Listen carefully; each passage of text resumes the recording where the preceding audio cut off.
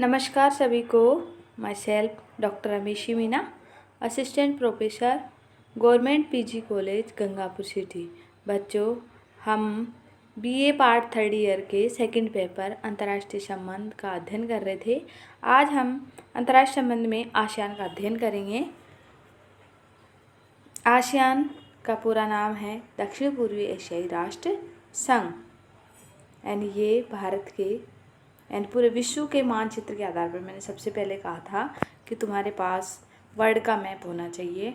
उसके आधार पर तुम्हें पता होना चाहिए कि किधर दक्षिण है, किधर पूर्व है, किधर दक्षिण पूर्वी एशिया है। दक्षिण अभिसार्क पढ़ेंगे तो उसमें तुम्हें दक्षिण के देशों पता होना चाहिए कि दक्षिण किधर है। तो हमें मैप से पता चलता है सारा। तो जैसे यह मतलब वर्ल्ड के मैप के अकॉर्डिंग दक्षिण पूर्वी एशिया के राष्ट्र है।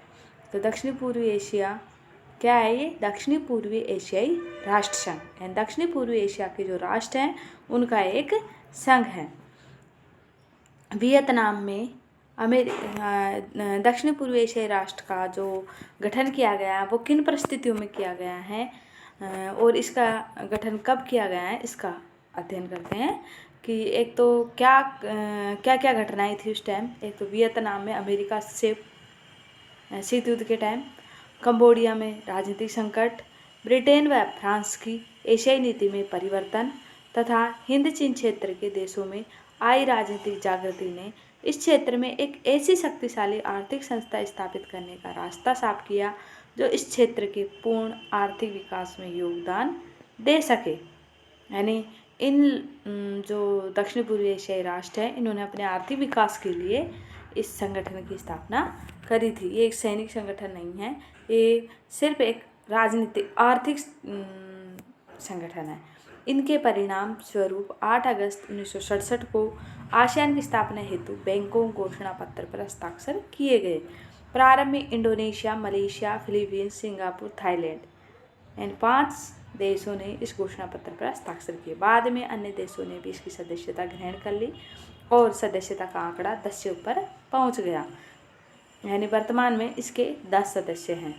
भारत, रूस, चीन को भी आसियान में पूर्ण संवाद सहभागी देश बना दिया गया है। अब हम आसियान देशों के नाम यानी आसियान देश के जो 10 प्रमुख राष्ट्र हैं वो कौन कौन से हैं? Indonesia, Malaysia, Philippines, Singapore, Thailand, Brunei, Vietnam, Laos, Myanmar, Cambodia. तुम्हें इनको किस में देखना है? वर्ल्ड के मैप में देखना है कि ये सारे कहाँ हैं। सब दक्षिण पूर्वी एशियाई में स्थित है और तुम्हें देखना है, मैप के आधार पर याद करना है, तभी याद होगा, ऐसे रटने से याद नहीं होगा। अब हम आसियान के उद्देश्यों का अध्ययन करेंगे। आसियान के क्या उद्देश्य थे जिसके कारण इसका गठन किया गया है? आसियान एक विश्व असैनिक संगठन है, यानी एक आर्थिक संगठन है, ये सैनिक संगठन नहीं है। फिर भी बैंकॉक घोषणा पत्र में सभी सदस्य देशों को क्षेत्रीय शांति हेतु सहयोग करने की अपील की गई। इसके प्रमुख उद्देश्य हैं, पहला है क्षेत्रीय शांति व स्थिरता को प्रोत्साहन देना, यानी उस क्षेत्र में शांति और स्थिरता को बनाए रखना चाहते थे। दूसरा है क्षेत्र में सामाजिक, सांस्कृतिक, आर्थिक विकास को प्रोत्साहन करना। तीसरा है साझे हितों में परस्पर सहायता व सहयोग की भावना को बढ़ाना। चौथा है शिक्षा, तकनीकी ज्ञान, वैज्ञानिक क्षेत्र में पारस्परिक सहयोग को बढ़ावा देना। पांचवा है क्षेत्र में अनुसंधान, प्रशिक्षण, अध्ययन को प्रोत्साहित करना।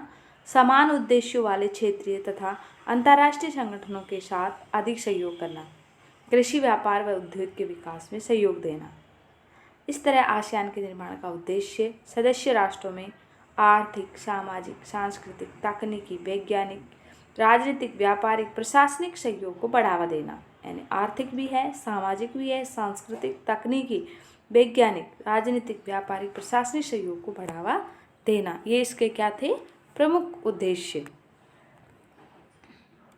अब आसियान का हम संगठनात्मक स्वरूप पढ़ेंगे कि इसका संगठन कैसा है। आसियान का आसियान के प्रमुख अभिकरण है विदेश मंत्रियों का सम्मेलन, स्थायी समिति और सचिवालय। 3 है इसके।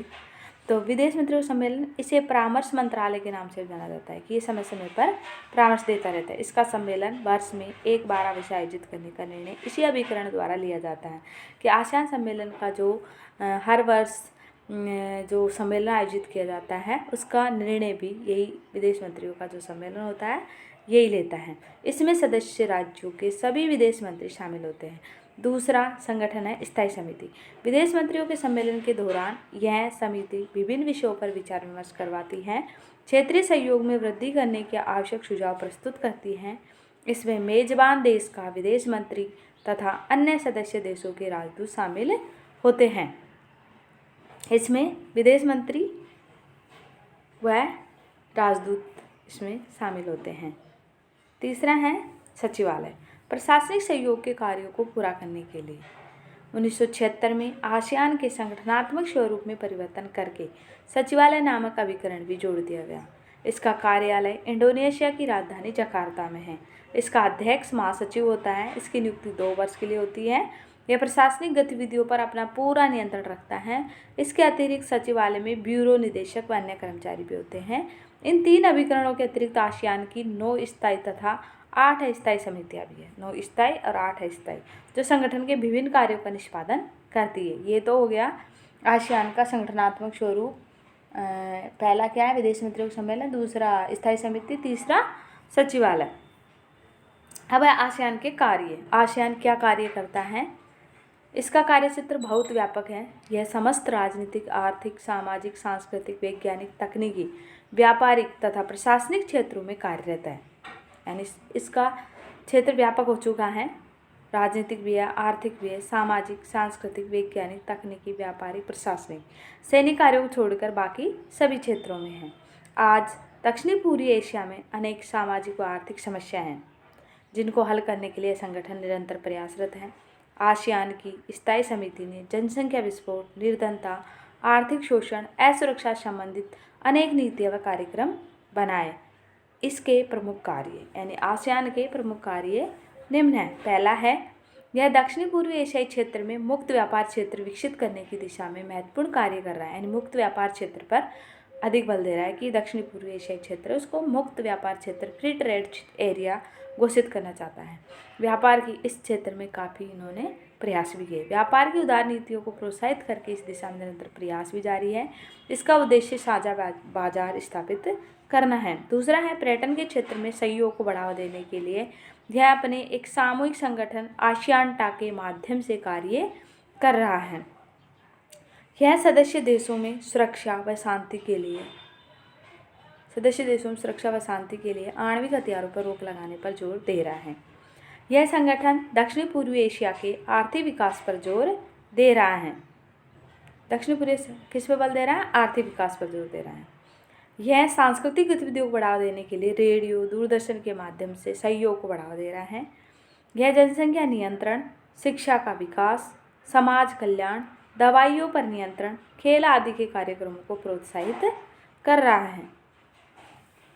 7वां है, कृषि को बढ़ावा देने के लिए यह तकनीकी शिक्षा का लाभ किसानों तक पहुंचाने का प्रयास कर रहा है। इस प्रकार आसियान सदस्य राष्ट्रों में पारस्परिक आर्थिक, सामाजिक, सांस्कृतिक, वैज्ञानिक, तकनीकी, प्रशासनिक सहयोग को बढ़ावा देने के लिए प्रयास कर रहा है। यह इस क्षेत्र में एक साझा बाजार स्थापित करने की दिशा में प्रयासरत है। आसियान की भूमिका का मूल्यांकन, कि आसियान की क्या भूमिका है उसका हम मूल्यांकन करेंगे कि कहाँ ये सफल हुआ और कहाँ ये असफल हुआ। राजनीतिक विद्वानों का मानना है कि वियतनाम युद्ध के बाद आसियान निरंतर प्रगति के पथ पर है। 1976 के बाली शिखर सम्मेलन ने क्षेत्रीय सहयोग के जो नए आयाम स्थापित किए थे उन्हें प्राप्त करने के लिए आज आसियान के सदस्य राष्ट्र निरंतर प्रयास कर रहे हैं। दक्षिणी पूर्वी एशिया को मुक्त व्यापार क्षेत्र के रूप में विकसित करने के प्रयास अंतिम सीमा पर हैं। यानी ये दक्षिणी पूर्वी एशिया को मुक्त व्यापार क्षेत्र के रूप में विकसित करना चाहते हैं। जो इनका प्रयास है वह अंतिम सीमा पर है। आसियान एक ऐसी क्षेत्रीय व्यवस्था के रूप में विकसित हो रहा है जो दक्षिणी पूर्वी एशिया के देशों में आर्थिक, सामाजिक, राजनीतिक, सांस्कृतिक, तकनीकी सहयोग के नए आयाम स्थापित करेगा। लेकिन आज आसियान के सामने अनेक चुनौतियां हैं। चीन की सामरिक शक्ति में वृद्धि से इसकी सुरक्षा को खतरा उत्पन्न हो गया है। अमेरिका तथा जापान से भी आसियान की सुरक्षा व्यवस्था को चुनौती मिल रही है। आज आसियान राष्ट्रों के पास आर्थिक विकास के स्थान पर आर्थिक पिछड़ेपन का ही मूल मंत्र है। पर्याप्त पूंजी व क्रय शक्ति के अभाव के कारण आर्थिक सहयोग की गति बहुत मंद है। इन देशों में आपसी मतभेद भी हैं। इन देशों की विकसित देशों पर निर्भरता निरंतर बढ़ रही है। इन देशों में पश्चिमी ताकतों के सैनिक अड्डे भी मौजूद हैं।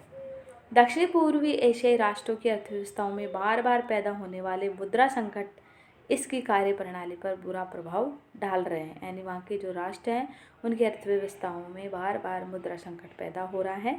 इसके कारण भी उसकी कार्यप्रणाली पर बुरा प्रभाव पड़ रहा है। यानी इन चुनौतियों का सामना करना पड़ रहा है उसे।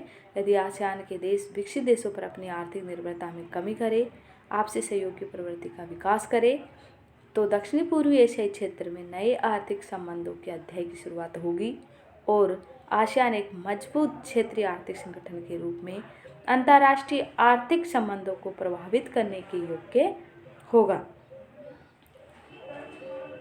ओके बच्चों, थैंक्स।